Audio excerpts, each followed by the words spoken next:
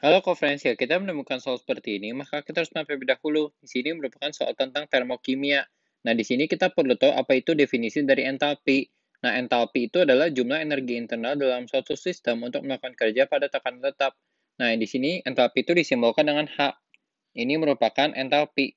Nah, setelah itu di sini yang kedua adalah perubahan entalpi, yaitu selisih antara entalpi akhir dan entalpi awal, yang disimbolkan dengan delta H di sini. Ini merupakan perubahan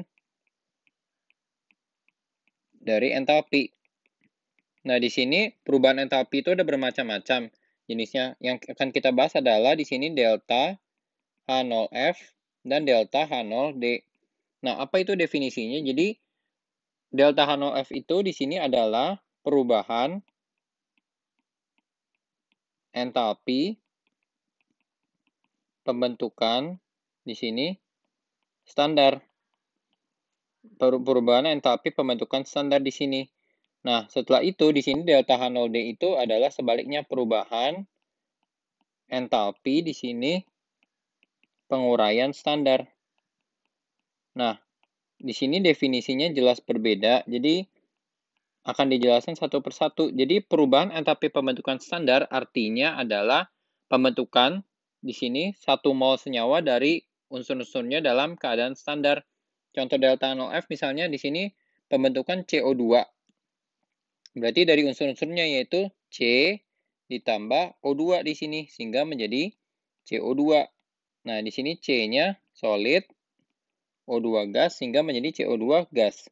Nah, delta H0D itu atau perubahan entalpi penguraian standar adalah penguraian 1 mol senyawa menjadi unsur-unsurnya di sini dalam keadaan standar. Misalnya di sini penguraian CO2. Berarti di sini CO2 gas itu akan terurai menjadi C solid ditambah O2 gas. Nah, di sini delta H itu ada yang positif, ada yang negatif di sini nilainya.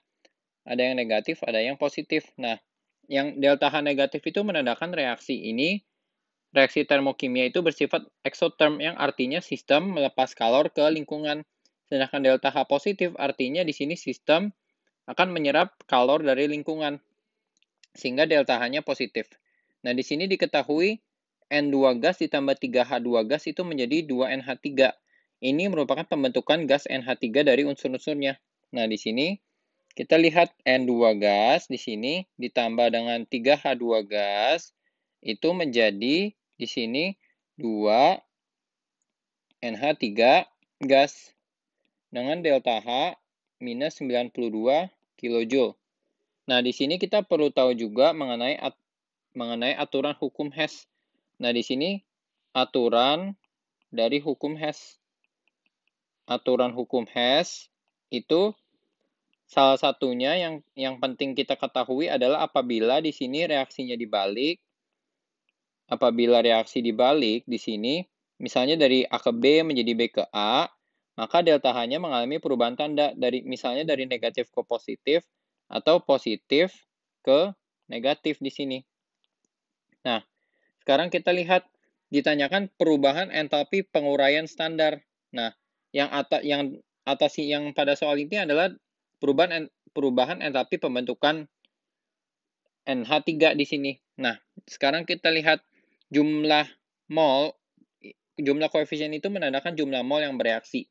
Tadi kan perubahan entalpi penguraian standar artinya penguraian 1 mol senyawa menjadi unsur-unsurnya dalam keadaan standar.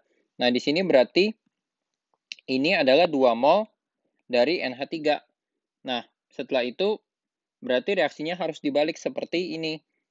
NH3 gas itu akan menjadi di sini N2 gas ditambah dengan H2 gas. Nah, di sini nanti kita akan setarakan. Nah, di sini delta H-nya ditanyakan berapa. Nah, di sini setelah kita setarakan ini setengah N2 dan di sini 3/2. Nah, sekarang untuk menyetarakannya kita lihat. Berarti di sini yang ditanyakan adalah 1 mol senyawanya. Berarti di sini untuk 1 mol senyawa NH3 itu berapa? Berarti 1 di sini per 2, 1/2 mol di sini dikali dengan minus 92 kJ.